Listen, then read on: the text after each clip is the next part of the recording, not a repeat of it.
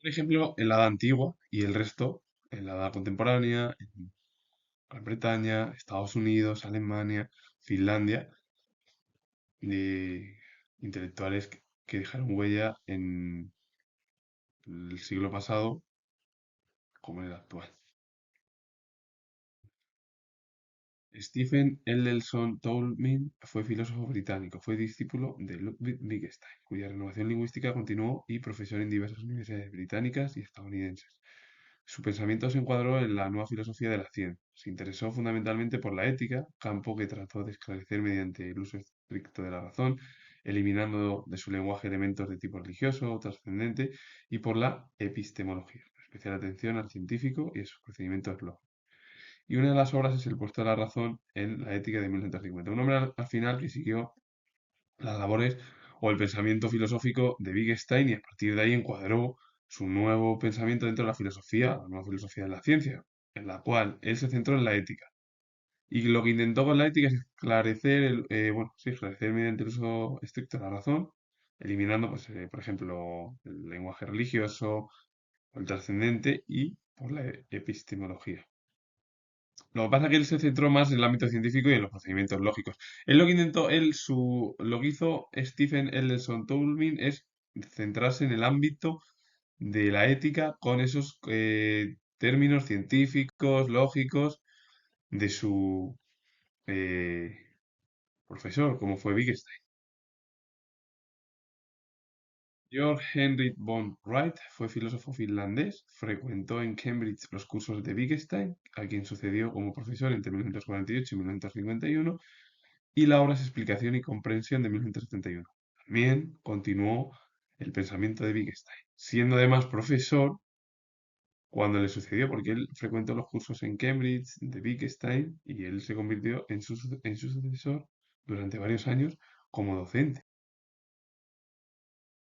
Quintio Enio fue poeta latino. Formado en la cultura helénica, fue llamado por Cantón el Viejo a Roma, donde impartió lecciones de griego y entró en contacto con personajes influyentes como los Escipiones o Marco Fluvio, a los que fue introduciendo en la cultura griega. Adaptó entonces obras poéticas de griego, tanto clásicos como contemporáneos, al gusto romano. Fue autor, asimismo, de una veintena de tragedias que tomaron como modelo a Eurípides. El conjunto de su obra tuvo una gran importancia en la consolidación de la poesía nacional romana e influyó notablemente sobre poetas como fueron Lucrecio, Virgilio, y hay que decir que Quintio Enio fue uno de los poetas latinos, pero que el problema es que al obtener o formarse por la cultura helénica, eso le llevó bueno, pues, a impartir lecciones de griego y entrar en contacto luego con los personajes más influyentes del momento de la época romana, entre los Escipiones, Marco Fluvio, adaptó entonces obras de poetas griegos que eran clásicos como contemporáneos, más al estilo romano, a gusto romano, y luego, bueno, las tragedias, y bueno, autor también de una veintena de tragedias que tomaron pues, como modelo a Eurípides, y luego se convirtió en uno de los principales poetas más importantes que influyó a la propia poesía y también la cultura nacional de Roma, y luego influyó a futuros intelectuales, sobre todo poetas, entre ellos Lucrecio, Virgilio, que también han dejado huella en la cultura occidental. Y él, bueno, Quintio Enio, la cultura griega, la cultura romana, fue el nacimiento de lo que hoy en día es la civilización cultural de nuestras formas y nuestras costumbres. Willa Carter fue narradora estadounidense, cuya obra reveló gran sensibilidad poética y poder descriptivo al evocar sus recuerdos de infancia en Nebraska, la dura lucha contra la naturaleza de los inmigrantes colonizadores y las contradicciones entre la ciudad y la tierra. Y una de las obras es Sombras en la Roca de 1961, en inglés es Shadows of the Rocks, cuya acción se desarrolla en la franco-católica Quebec. Una mujer que se centró con esa sensibilidad poética, poder descriptivo, porque recordó su infancia en Nebraska, sobre todo esos recuerdos, y luego la dura lucha contra la naturaleza de los inmigrantes colonizadores, además de también esas contradicciones entre lo que es el campo y la ciudad, que es la ciudad y la tierra. Una mujer que fue muy importante, pero que quedó totalmente olvidada en el mundo occidental. Hermann Saderman fue novelista y dramaturgo alemán, una de las personalidades más importantes del periodo guillermino,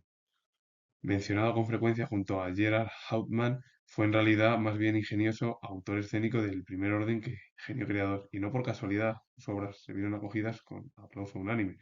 contrariamente a lo que ocurrió con la de sus colegas. Por ejemplo, de hablar de él es hablar de uno de los, junto con Gerhard Hauptmann, de los más importantes, sí, de la época guillermina, del periodo de cuando Alemania nació ya como nación, porque Alemania era un conjunto de estados, al igual que Italia, hasta que en 1871 se unificó en un único estado. Y él fue, pues, un autor escénico del primer orden, ingenioso sobre todo, eh, que genio creador, porque en realidad muchas de las obras sí que fueron, pues, un aplauso, es decir, fueron bien recibidas por la población,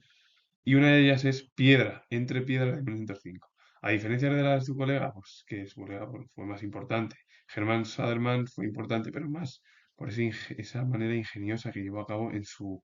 forma artística de la literatura. Así que con ello finalizo. Comentar que soy historiador. Si os gusta este vídeo relacionado con el mundo cultural, con un ejemplo en la edad antigua y el resto en la edad contemporánea, darle a like, suscribiros, poner comentarios y volver a repetir que soy historiador y nos vemos en el próximo vídeo.